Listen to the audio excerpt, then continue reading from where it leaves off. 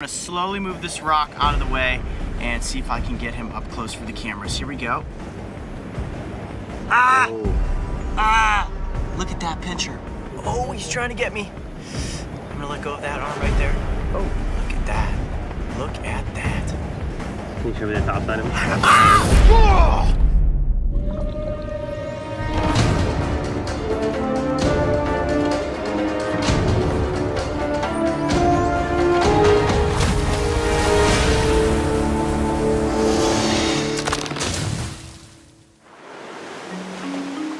As the morning sun rose above the horizon, I sat and watched as the tide slowly began to recede. One wave at a time, the shoreline gradually exposed itself, revealing a slippery obstacle course of rocky terrain. Welcome to the Pacific side of Costa Rica, where if you arrive at low tide and know the right places to search, the ecosystem is alive with sea creatures.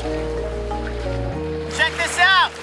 Looks like I'm sitting at the edge of a river, but this is in fact the tide going back out into the ocean. Now I know you guys often wonder, how do you find the creatures in beyond the tide? We wait for the tide to go out, and then we backtrack into the small tidal pools, and that's where you find animals that are stranded. All right, let's head up this way and see what we can find. My favorite thing about ocean tide pools is that you never know what you are going to come across. And our first discovery of the day was one of the strangest creatures we have ever stumbled upon. Oh my gosh, look at how big it is. Oh, what is that? That is an animal. That is a zebra worm right there.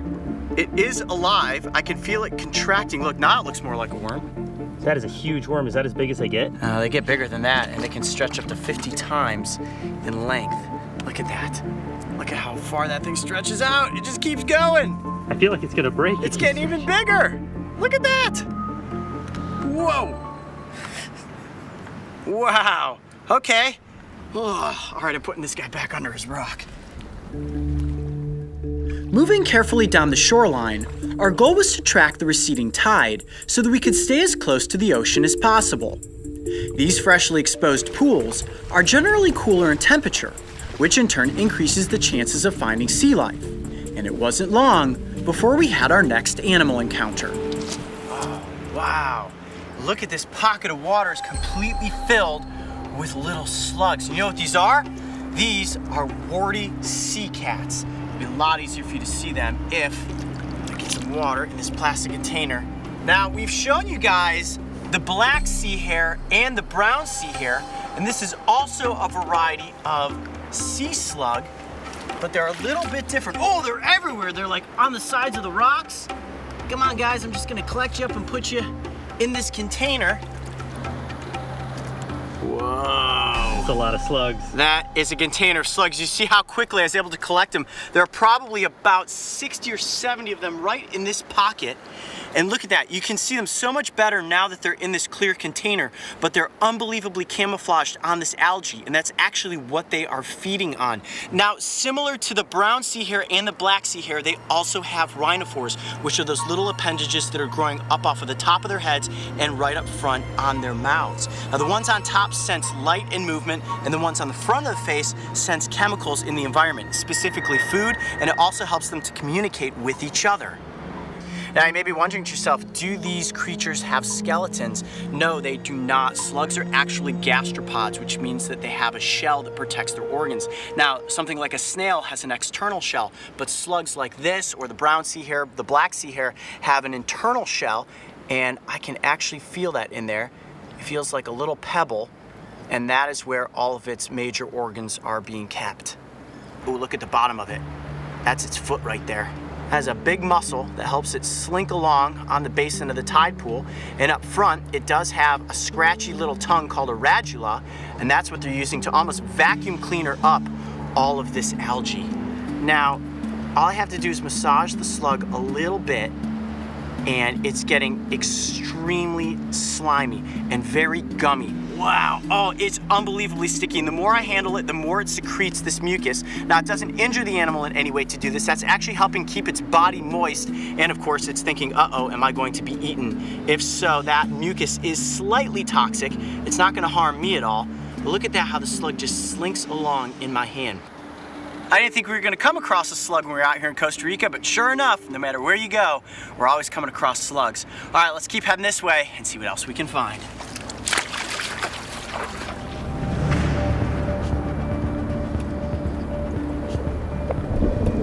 What are you seeing there, Coyote? A pretty angry looking crab. Look at how he's wedged his body into this rock. He's defending himself with that pincher. Look at that. All right, I'm gonna slowly move this rock out of the way and see if I can get him up close for the cameras. Here we go. Ah! Ah! Look at that pincher. Now the pinchers on the front of this crab are pretty serious. You can see that's a monster pincher. This may be some variety of stone crab. Oh, he's trying to get me. I'm gonna let go of that arm right there. Oh, look at that. Look at that. Can you show me the top side of it? Ah! Ah! Oh, he got me good. Look at that. Look at my finger. He just crunched the top of my finger. That really hurt. Oh my gosh. Oh, that puts the purple shore crab to shame. I think at this juncture, he has definitely earned the right to be defended in that corner. My finger is bleeding. Let's just move on and see what else we can find here in these Costa Rican tide pools. Ouch!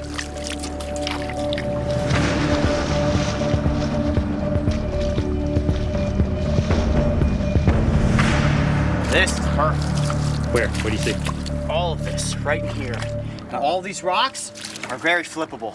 I have a feeling if we start flipping some, we're gonna find exactly what it is that we've been looking for. Okay, this could be a great rock right here. You can see that it's slightly above the water, yet a lot of it's under. Now, creatures want to stay in the shade where it's cooler. A lot of crevices up underneath this. I'm gonna flip it, and let's see what's under it. You ready? Yep. Oh, yes! Oh, right look there. at those. All right, hold on. Whoa. Whoa! You know what those are? They look like hairy octopus. They do. Oh, you think I should pick it up?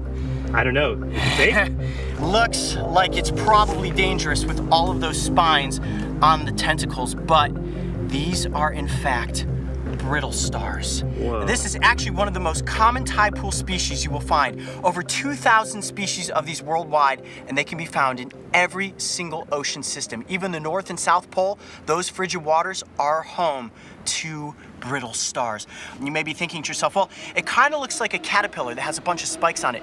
Is this venomous? Is it poisonous? Coyote, are you in any sort of danger right now? Actually, the brittle star is completely harmless. Now, on the underside, they have little tiny tube feet, very similar to a sea star. Now, they're not sea stars. No, but they are related to sea stars. And right there in the middle, that's its mouth. But not only is that its mouth, it's also its butt. They eat and excrete their waste from the exact same hole. Now, the jaws of this creature are very unique. It actually has 5 jaws, kind of like my fingers there.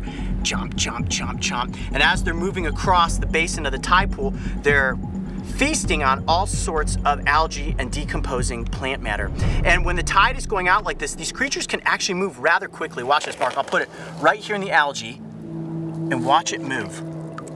Really cool the way that they can just kind of adhere to the environment and then slink down in between the rocks. Now, let's talk about the appendages of this creature. You see all of these bristles that run down the length of the tentacles. Those are actually used in locomotion, and you can see they completely surround the tentacle, which allows this creature to be very ambidextrous as it moves through the tide pool environment. Now, this creature is capable of losing all except for one of its legs. Now, a sea star can lose all of its legs, and both species do regenerate their limbs, but this guy, as long as he's got one leg, he's gonna be just fine.